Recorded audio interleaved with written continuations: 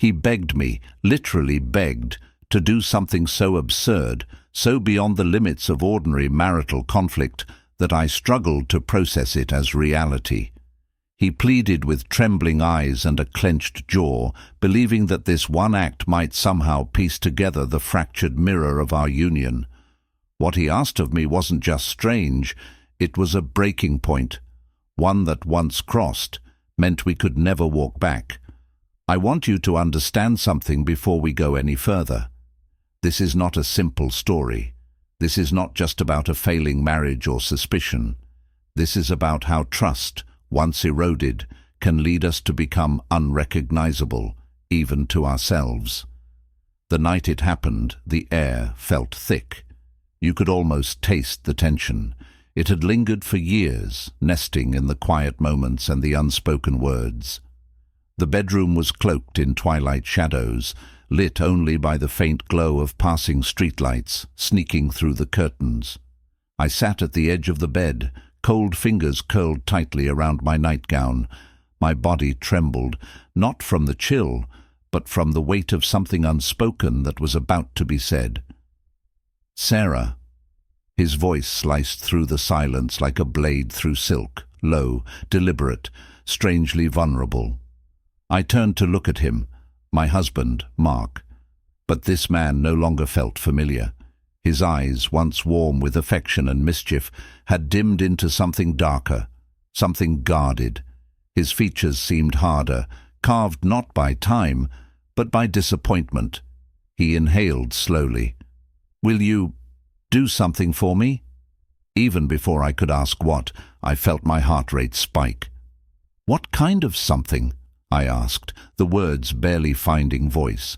Fear, confusion, curiosity, they all swirled together like smoke in my throat.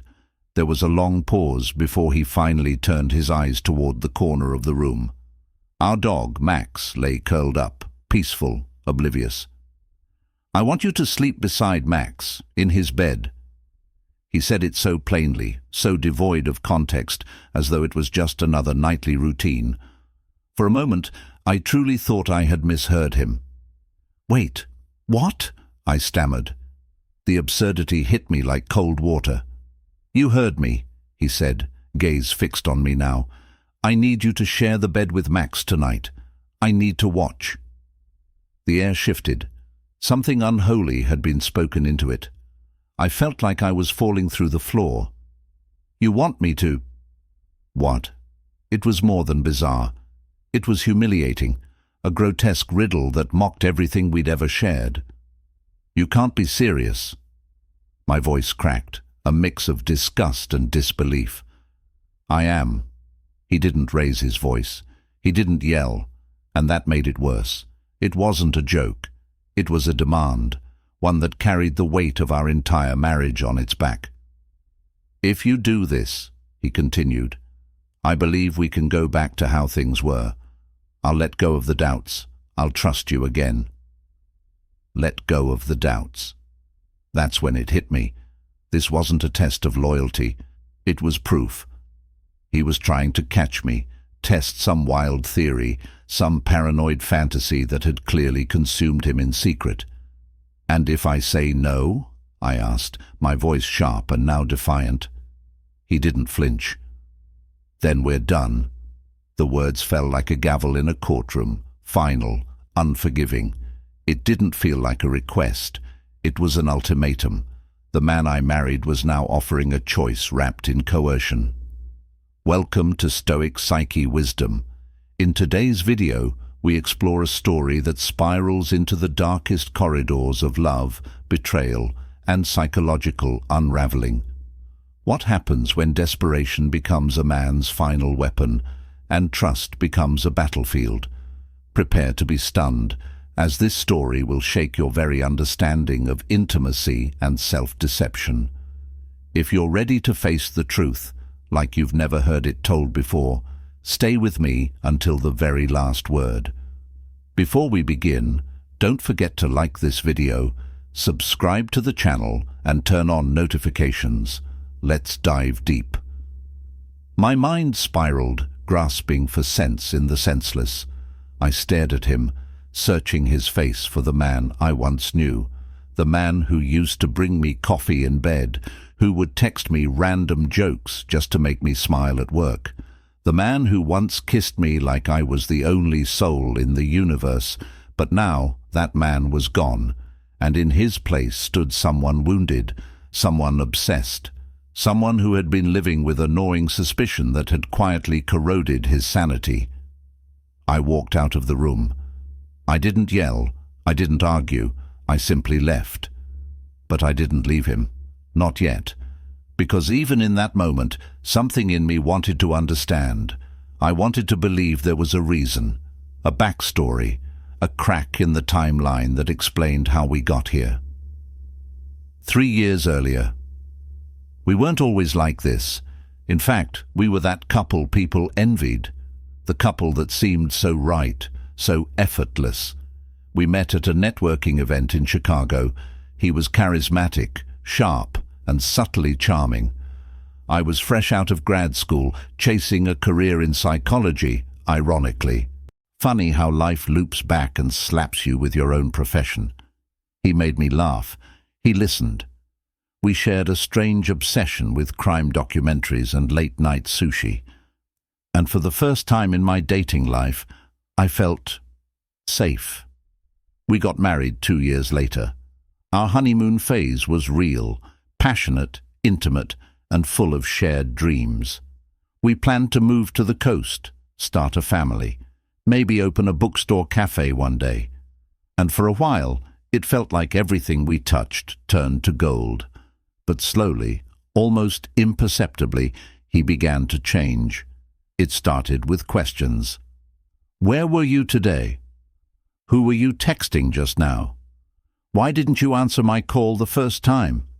At first, I thought it was just his way of staying connected. We were both busy. He had just started a new project at work that demanded late nights and heavy travel.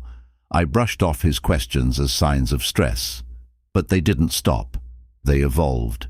And one night, about a year into our marriage, I noticed him watching me, not lovingly, not admiringly, but like a detective, like he was gathering evidence for a case I didn't know I was being tried for.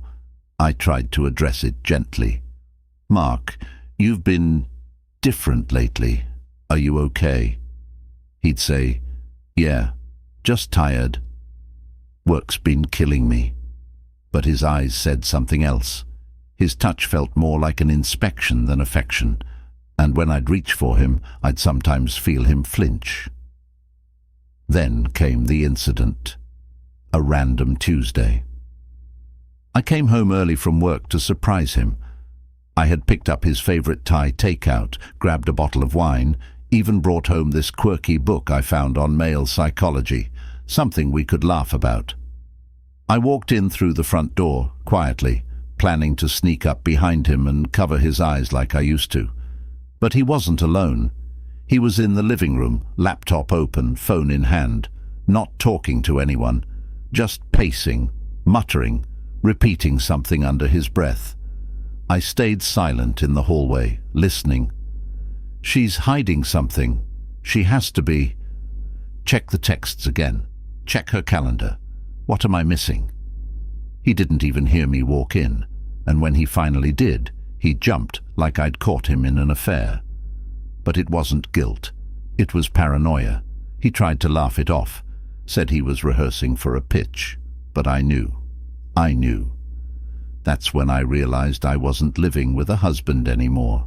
I was living with a man possessed by the fear of betrayal. Ironically, a betrayal that never existed. Back to the present, standing in our bedroom, after he asked me to sleep in the dog's bed, his ultimatum still echoed in my skull. Do this, or we're done. I didn't know what to say. I just stared at Max, our dog, blissfully unaware of the insanity his sleeping area had been dragged into. Mark sat on the edge of the bed, waiting, watching, like this was a science experiment and I was the lab rat. What exactly do you expect to learn from this? I asked, my voice calm but flat. He exhaled heavily. If you go over there willingly, without resistance. It'll confirm everything I've felt. And what is it you feel, Mark? I needed to hear him say it. I needed the madness laid bare. That you've lost respect for me. That you see me as weak. That you'd rather be with someone else. His voice cracked now. That Max probably gets more affection from you than I do. I wanted to scream, but instead I whispered, "Then why are we still doing this?" He didn't answer. Instead, he broke into tears. The kind of tears that made you realize this wasn't about me at all. This was about him, his mind, his trauma, his inner war, and I, his wife, was simply collateral damage,